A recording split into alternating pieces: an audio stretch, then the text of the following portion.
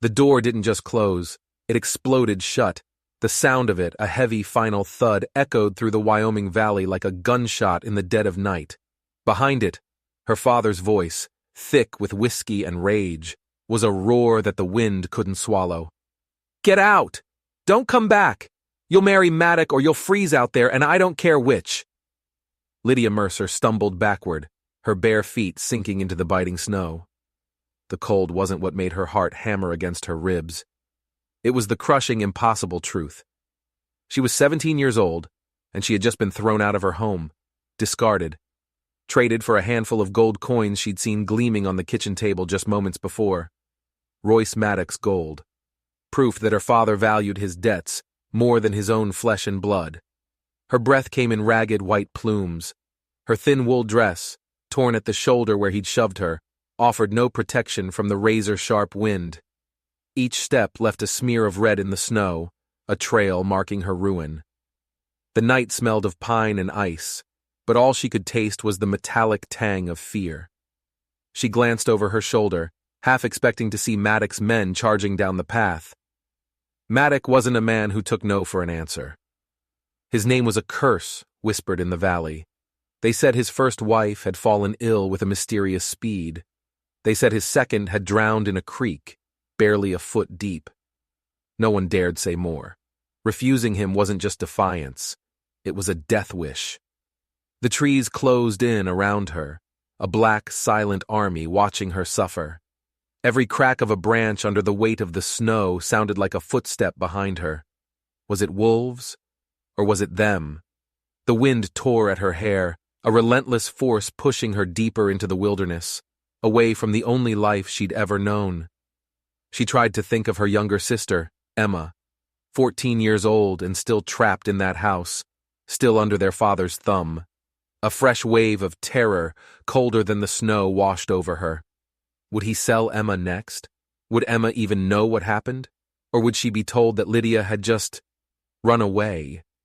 She stumbled over a frozen root and fell hard, her hands cracking against the ice-crusted ground. The pain was a distant, dull thing. The cold was seeping into her bones, a deep and final numbness.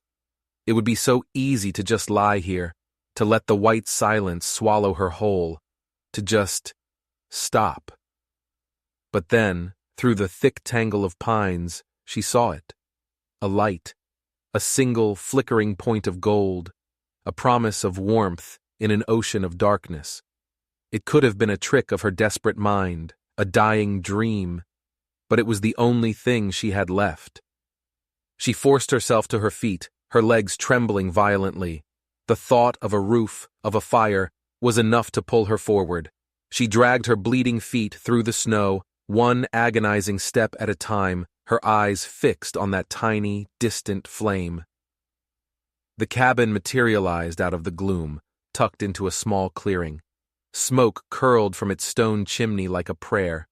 The walls were made of thick, weathered logs, the kind of home built by a man who intended to stay. She clawed her way up the 3 porch steps, her frozen fingers gripping the rough railing. Her body was shaking so badly she could barely lift her hand to knock. She hesitated. What kind of person lived this far out? A trapper? An outlaw? A madman? Did it even matter? Death was certain if she stayed out here. In there was at least a chance. She knocked. The sound was pathetic, swallowed by the wind. She knocked again, harder this time, her raw knuckles scraping against the wood. For a long moment there was nothing. Then she heard it. A heavy footstep from within, the slide of a bolt. The door creaked open, and Lydia's breath hitched in her throat. A man stood there, a silhouette against the warm lamplight. He was tall, impossibly broad in the shoulders, with dark hair threaded with silver at the temples. His eyes were sharp, watchful, reflecting a deep and abiding weariness. A thin white scar ran down his jawline, a pale slash that spoke of old battles. He looked like a man who had made a pact with silence and solitude. "Please," Lydia whispered, the word cracking. They threw me out. Can I just warm myself by your fire?" He didn't move. His gaze swept over her, taking in the torn dress, the bleeding feet, the raw terror in her eyes. He looked at her not with pity, but with a cold, detached assessment. For a terrifying second, she thought he was going to shut the door in her face. Instead, he let out a long, slow sigh. It was the sound of a man making a decision he didn't want to make. He stepped aside. "Get in," he said. His voice was a low rumble, firm and final. "You're bleeding on my porch." The warmth hit her like a physical blow. The fire in the hearth snapped and hissed, a living, breathing thing. She stumbled inside and just stood there, dripping and trembling, not sure if she was about to collapse or cry. The man said nothing. He simply closed the door, slid the heavy bolt back into place, and turned to face her. His cabin was sparse, brutally simple. A table, 2 chairs, a cot against the far wall. Animal pelts hung from the rafters. A large rifle was mounted above the fireplace. It was the home of a man who owned nothing he didn't absolutely need. "Sit," he commanded, gesturing to the chair by the fire. His tone wasn't kind. It was an order. Lydia sank into the chair, a wave of exhaustion so profound it felt like drowning. She tried to thank him, but the words wouldn't come. The man knelt, not before her, but beside her. He examined her feet with a detached, almost clinical precision. "You walked barefoot through a blizzard," he stated. It wasn't a question.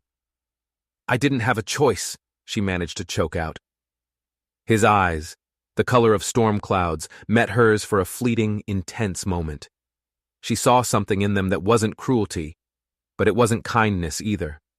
It was something harder, something that recognized pain because it was an old acquaintance. "Don't talk," he said, his voice flat. He rose and moved to a small stove, his movements economical and precise. "You need to get warm before you die of it." As he fetched a basin of water and some clean cloths, Lydia stared into the fire. Who was this man? Why did he live alone, so far from everything? And would Royce Maddox's long, cruel shadow find her even here? The man returned, setting the basin on the floor. He didn't ask permission. He simply took her foot and plunged it into the warm water. She gasped at the sudden, sharp pain of thawing nerves. He worked in absolute silence, cleaning the cuts with a practiced efficiency that was unsettling. His hands were large and calloused, but his touch was surprisingly steady. "You've done this before," she whispered, watching him wrap her feet in clean bandages. He glanced up, his expression unreadable in the flickering light. "You pick up skills in the places life sends you." He finished his work and stood, tossing the bloodied water out the back door into the snow. He came back and placed a steaming mug of what smelled like tea on the small table beside her. "Drink it." She did. It was bitter, but it sent a shock of warmth through her. He sat in the other chair across the hearth from her and just watched. The silence was heavy, suffocating. It felt like an interrogation. "Who are you running from?" he finally asked. The question was blunt, devoid of sympathy. "A man named Royce Maddox," she said, her voice small. "My father, he tried to sell me to him." The man's expression didn't change, but a muscle in his scarred jaw tightened. "Maddox," he repeated the name softly, as if tasting it. "I've heard the name. He's powerful. He'll send men." "Let them come," the man said, his voice a low growl. He picked up a long, wicked-looking knife from the mantelpiece and began to sharpen it with a whetstone. The rhythmic scrape of steel on stone was the only sound in the cabin. Scrape, scrape, scrape. Lydia's blood ran cold. She had escaped her father's house only to land in the den of... what? A killer? An outlaw? The man hadn't offered his name. He hadn't offered comfort. He had offered her shelter, but it felt more like a cage. She looked from his hard, unyielding face to the rifle on the wall, and then to the knife in his hands. She had run from a monster, but what if she had run straight into the arms of another? The man, this silent stranger, didn't offer his name. He just called himself a neighbor. But there were no other cabins for miles. Lydia knew. She had walked those woods her whole life. He was a liar. He let her sleep on the cot, a rough bed of pine and straw, while he took the chair by the fire. He didn't sleep. She knew because every time she drifted towards the edge of consciousness, she would open her eyes to see him there, a stone statue in the flickering firelight, the rifle resting across his knees. He was watching the door, or maybe he was watching her. The next morning the storm had broken, but the world outside was a blanket of blinding white. The man was already up, a pot of coffee brewing on the stove. The smell was rich and dark, a stark contrast to the sterile fear that had settled in the cabin. "There are tracks," he said without turning around. His voice was gravelly in the morning quiet. Lydia's heart seized. "Maddox's men?" "No, a single rider. Came close to the clearing during the night. Watched the cabin, then left." He finally turned, and his eyes were like chips of ice. "They know you're here, or they know I'm here. It makes no difference." "What are we going to do?" she asked, her voice trembling. "You are going to learn how to survive," he said. He walked to the wall and took down the rifle. He tossed it to her. It was heavy, terrifyingly so. She fumbled, nearly dropping it. I can't," she stammered. "Can't?" He scoffed, his lip curling in a slight sneer. "Maddox's men won't care if you can't. They will drag you back to him, and what he does to you will be a lot worse than learning to shoot. Now come on." He led her outside into the snow. The cold was a shock to her system. He set up a tin can on a distant log. His instructions were brutal, efficient, stripped of all kindness. "Hold it tight to your shoulder or it'll break your collarbone. Breathe out when you squeeze the trigger, don't pull it. Aim for the center. Don't aim to scare. Aim to kill." Her first shot went wide, the kick sending a painful jolt through her shoulder. She cried out, stumbling backward. "Again!" he commanded, his voice relentless. She fired again and again. Her arms ached. Her shoulder was a throbbing knot of pain. The smell of gunpowder filled her nostrils. With each shot, a piece of the old Lydia, the girl who believed in gentle stories, died. In its place, something hard and cold was beginning to form. Finally, on the 10th shot, she hit the can. It spun off the log and disappeared into the snow. A small, hysterical laugh escaped her lips. "I did it." "You did," the man said, his expression unchanged. "Now imagine that can is a man's face." The coldness of his words extinguished her small victory. This wasn't a lesson. This was a baptism. They spent the day in a strange, tense rhythm. He taught her how to set a snare, how to track an animal, how to tell which way the wind was blowing by the feel of it on her cheek. He never smiled. He never offered a word of praise. He just taught, his voice a low, constant murmur of survival tactics. That evening, as she was patching the tear in her dress with a needle and thread he'd given her, she found the courage to ask, "Who are you?" He was cleaning the rifle, his movements precise and hypnotic. He didn't look up. "I told you, I'm a neighbor." "There are no neighbors out here," she countered, her voice stronger than she expected. "Why are you helping me?" He finally paused, setting the cleaning rod down. He looked at her, and for the first time, she saw a flicker of something other than ice in his eyes. It looked like regret.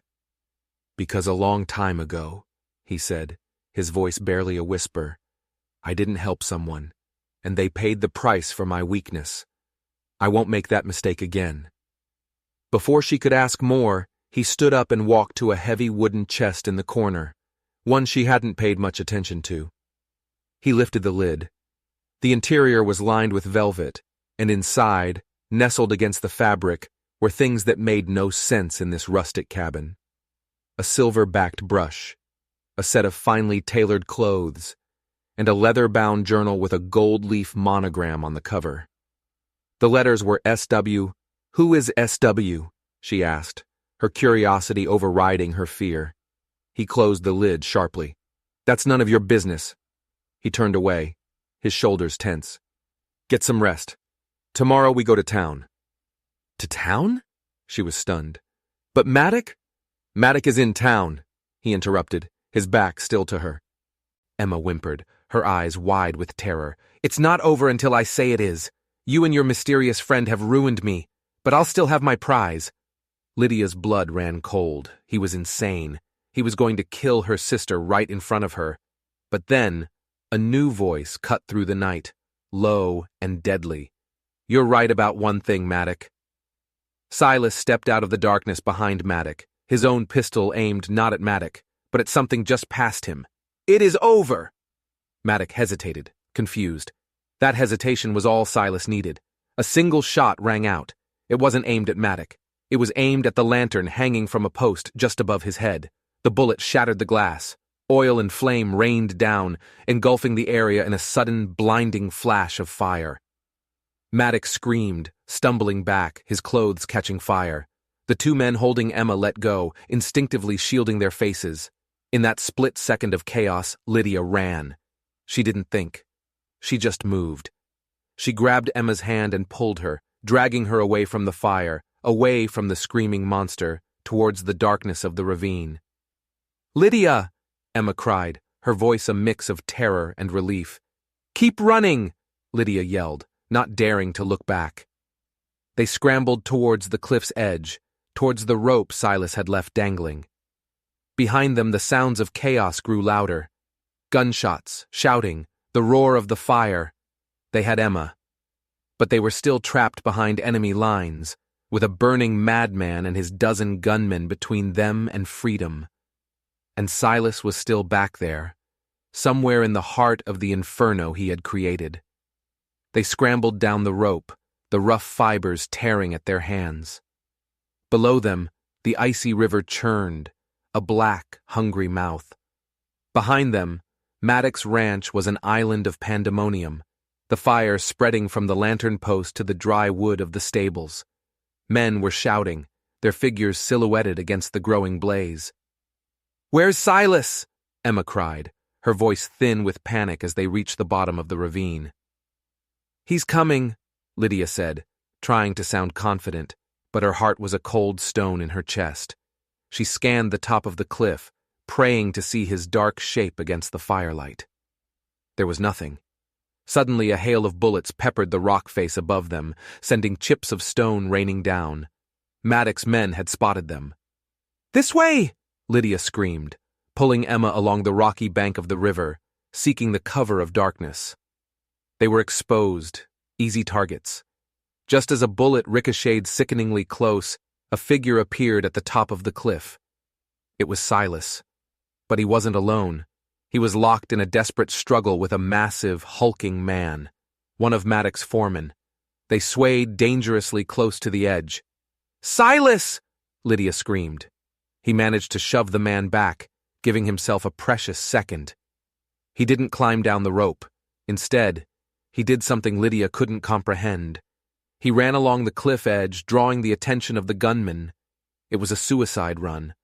Bullets kicked up dirt all around him. What is he doing? Emma sobbed. He's buying us time, Lydia realized with a jolt of horror. He's drawing their fire.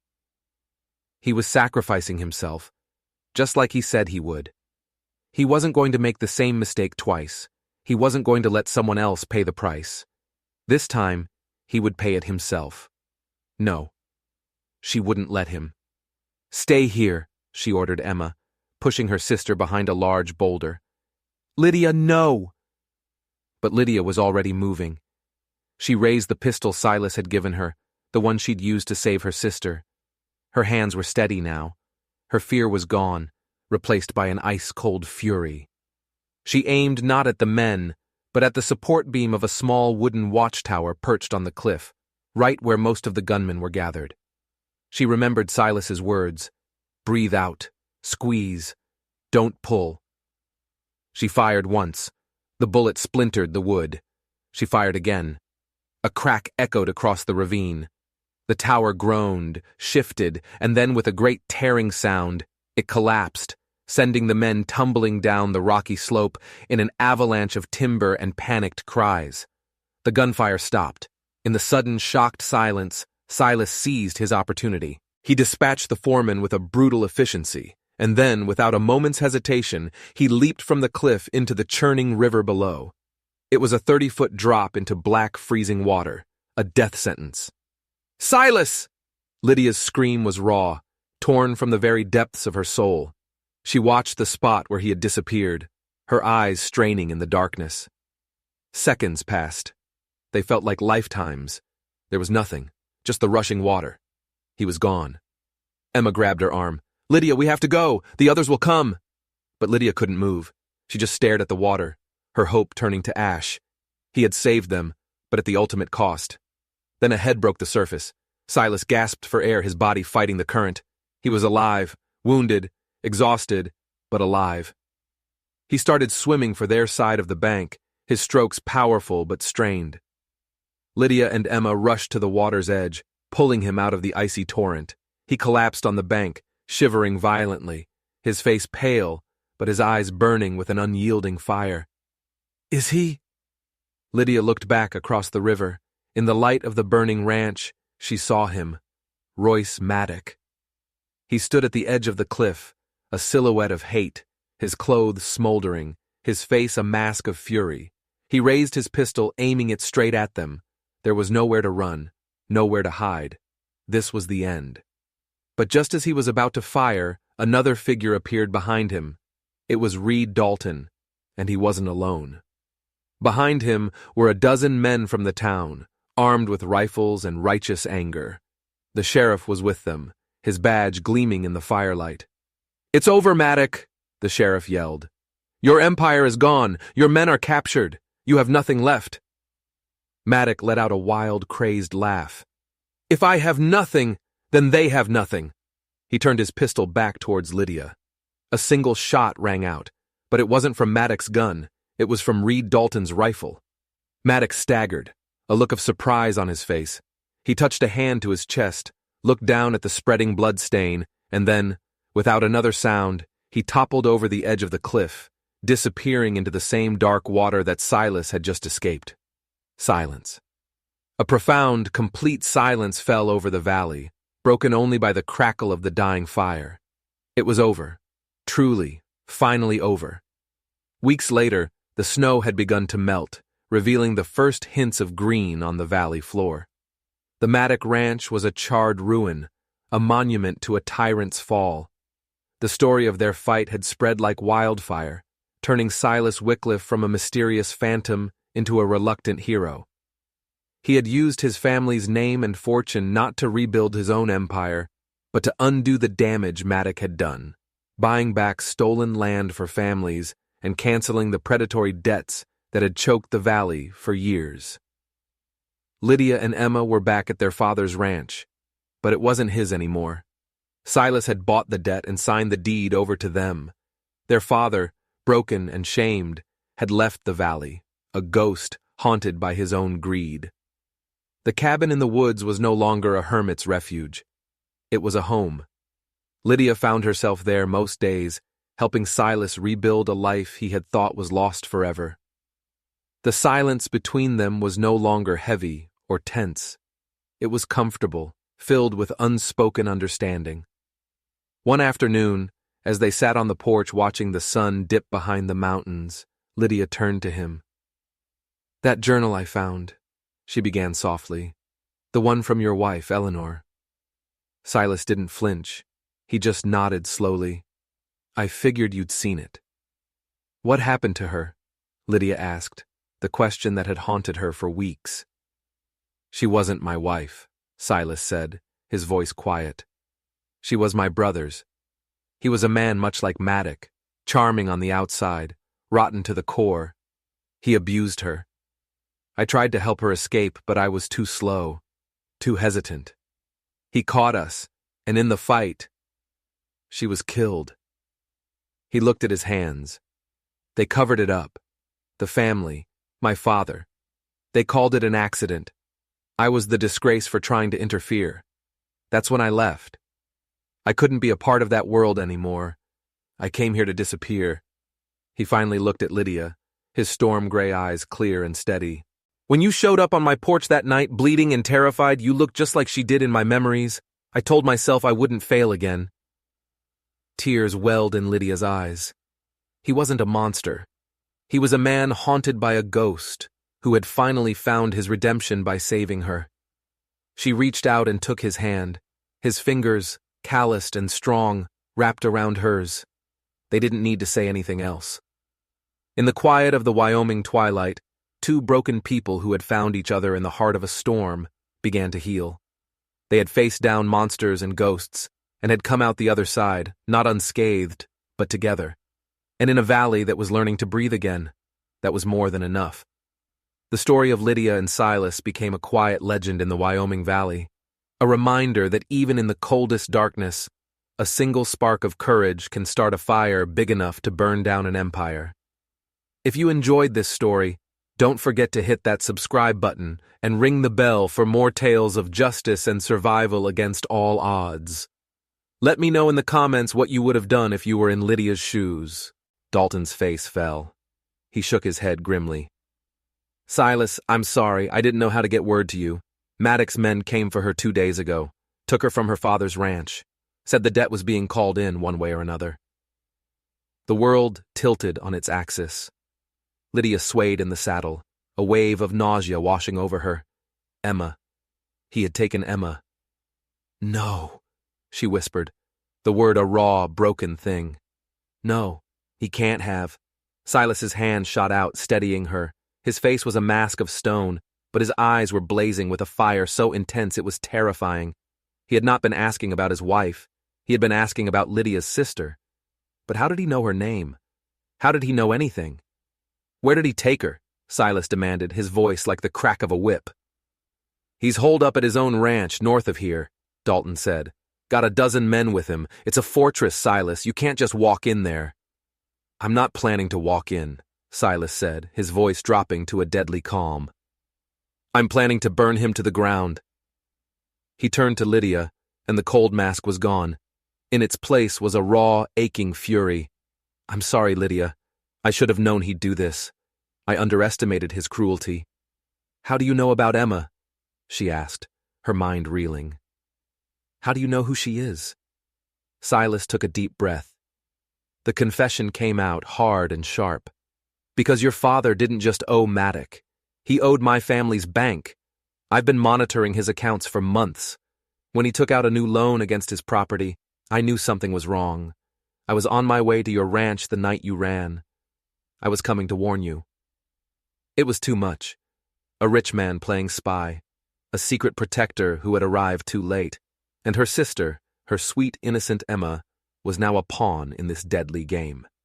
We have to get her back, Lydia said, the fear in her voice now sharpened into a razor's edge of anger. We will, Silas promised. He turned back to Dalton. Reed, I need a message sent. There's a telegraph office in this town, isn't there? Of course, Dalton said, confused. I need you to send a wire to the Wycliffe Financial head office in Cheyenne. The message is simple. Call in all outstanding markers on Royce Maddox. Foreclose immediately. Authorization code, Scylla. Dalton's jaw dropped. Scylla? That's your father's master code. That will ruin him. Maddox will be penniless by morning. Penniless is just the start, Silas said, his eyes glittering with a cold, merciless light. When a man has nothing left to lose, he gets predictable. He'll get desperate, and when he's desperate, he'll make a mistake. Lydia stared at him, a dawning understanding on her face. He wasn't just a rich man. He was a rich man who knew how to use his power like a weapon. He had been a hermit for years, but the instincts of a predator were still sharp. He had just set a trap, a financial trap that would snap shut on Royce Maddox and crush him. And they would be waiting in the ruins to pick up the pieces, starting with her sister. The telegraph key clicked with the sound of impending doom. Reed Dalton sent the message, his hand trembling slightly, as if he were unleashing a force of nature. Within hours, the financial typhoon Silas Wycliffe had summoned would hit Royce Maddox with the force of a hurricane. His assets would be frozen, his credit destroyed, his empire dismantled from 100 miles away. But that was the long game. The short game was Emma. "He'll hear the news by morning," Silas said, as they rode out of town, leaving a stunned Dalton in their wake. "When he does, he'll panic. He might try to run, and he'll take Emma with him as leverage. We have to get to his ranch before he moves." "It's a fortress," Lydia repeated Dalton's words, the despair a cold knot in her stomach. "How can 2 of us stand against a dozen men?"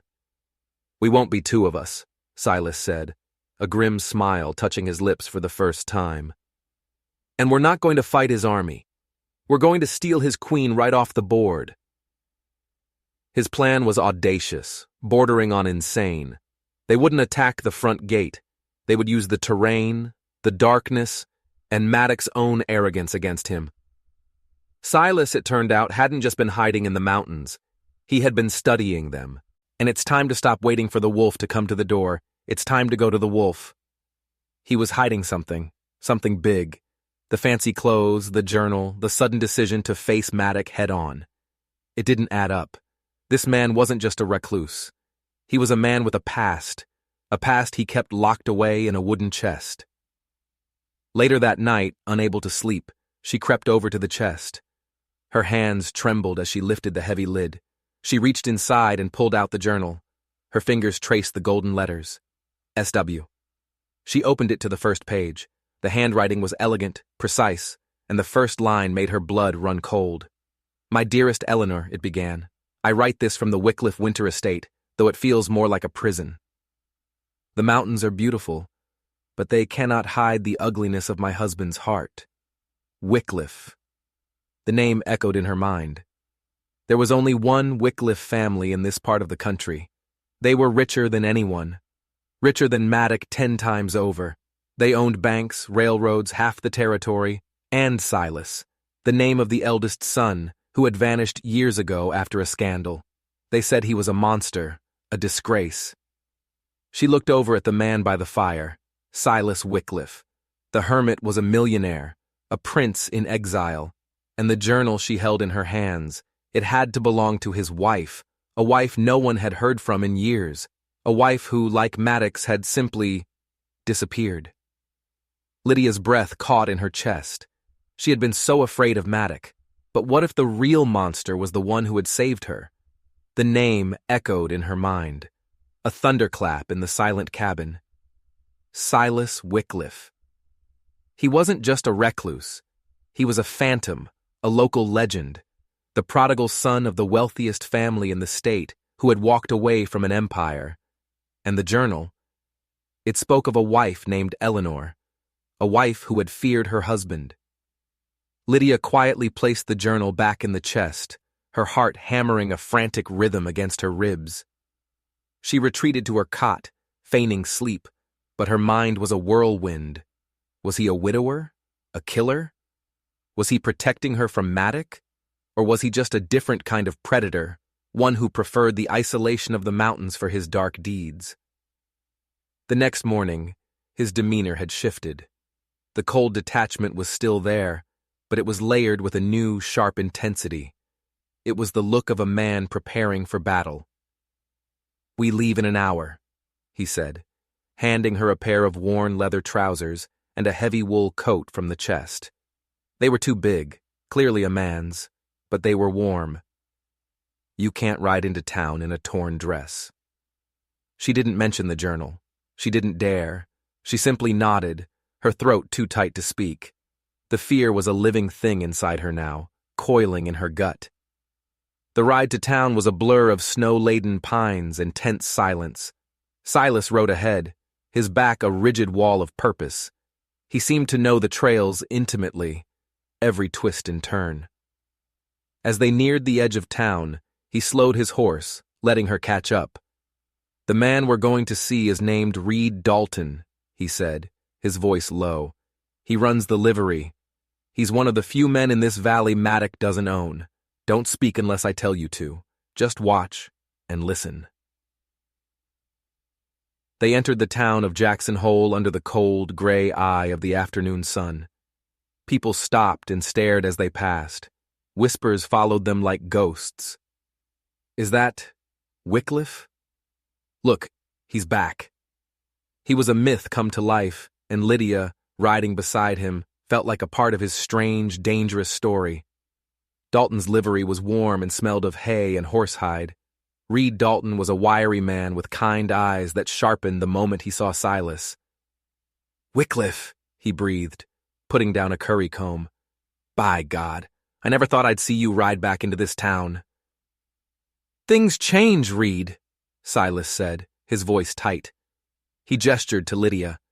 "This is the girl Maddox hunting. He sent 3 men to my cabin yesterday. They won't be back." Dalton's eyes widened, his gaze flicking to Lydia with a newfound respect. "You stood them down?" "We did," Silas said, "but he'll send more. I'm done waiting. I need to know where he is, and I need to know something else." Silas leaned in closer, his voice dropping.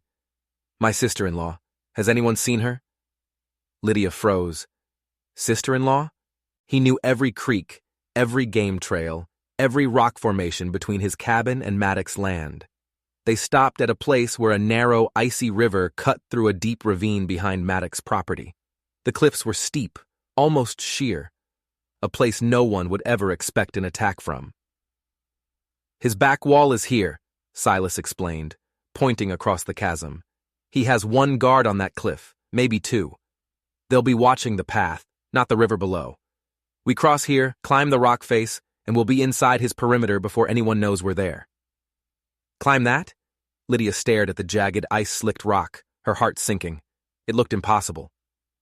"You can," Silas said, his confidence unwavering. "I'll lead. You just follow my handholds. Don't look down. Think about Emma." He was right. The thought of her sister, alone and terrified in that monster's house, was a fire in her belly. It burned away the fear, leaving only a white-hot resolve. As dusk bled into a black, starless night, they began their descent into the ravine. The cold was a physical thing, stealing their breath. Silas moved with a surprising agility, a ghost in the darkness. He secured a rope and began the treacherous climb up the other side. Lydia followed, her fingers numb, her muscles screaming in protest. Every handhold was a prayer, every foothold a victory. She didn't look down. She just looked up at the dark shape of Silas against the rock, a beacon of impossible hope. They made it. They hauled themselves over the ledge, collapsing onto the frozen ground behind a thicket of pine, hearts pounding, lungs burning. They were inside. Below them, the lights of Maddox Ranch House glowed like a malevolent eye. But something was wrong. There was too much activity. Men were shouting, lanterns were swinging wildly. Horses were being saddled in a panic. The financial storm had arrived sooner than they expected. Maddox was already making his move. "He's running," Silas whispered, his voice tight with urgency. "We're almost out of time." Suddenly, a side door to the main house burst open. 2 of Maddox's men dragged a figure out into the yard. Even in the dim light, Lydia recognized the small frame, the long, dark hair. Emma. She was fighting, kicking and struggling with a ferocity that made Lydia's heart swell with a painful pride. Then Maddox himself appeared, his face a mask of apoplectic rage. "Get her on the horse," he roared. "Now! We ride in 5 minutes!" They were going to lose her. She was right there, just 100 yards away, and they were going to lose her. "I can create a diversion," Silas said, his mind racing. "Draw their attention to the east fence. It'll be chaos. When they run to check it out, you go for Emma. Get her to the river. I'll meet you there." "And what about you?" Lydia asked, her voice shaking. Silas looked at her, his storm-gray eyes holding a depth of emotion she had never seen before. "I told you. I'm not making the same mistake twice." Before she could argue, he was gone, melting into the shadows like he was born to them. Lydia was alone, her heart pounding a frantic tattoo against her ribs. She watched the yard, her gaze locked on her sister. This was it, the moment of truth. The girl who had been thrown out into the snow was gone. The woman holding a loaded pistol, waiting for her chance to strike, had taken her place. A sudden explosion rocked the night. A section of the east fence erupted in a ball of flame. Silas had used a small powder charge. It was brilliant. "What the hell was that?" Maddox screamed. "Go! See what it is! All of you! The men scattered, running towards the fire, just as Silas had predicted. All except two, who still held Emma's arms. Maddox stood beside them, his eyes wild. This was her chance. Lydia took a deep breath, raised her pistol, and stepped out from the trees. "Let her go, Maddox," she called out, her voice ringing with a clarity that surprised even herself. Maddox spun around, his face contorting in a snarl of disbelief and fury. "You!" he spat. "You worthless girl, you should have frozen to death." "I didn't," Lydia said, taking another step forward. The pistol felt steady in her hands. "Now let my sister go. This is over." "Over?" Maddox laughed, a raw, unhinged sound. He pulled a gun of his own, pressing the muzzle to Emma's temple.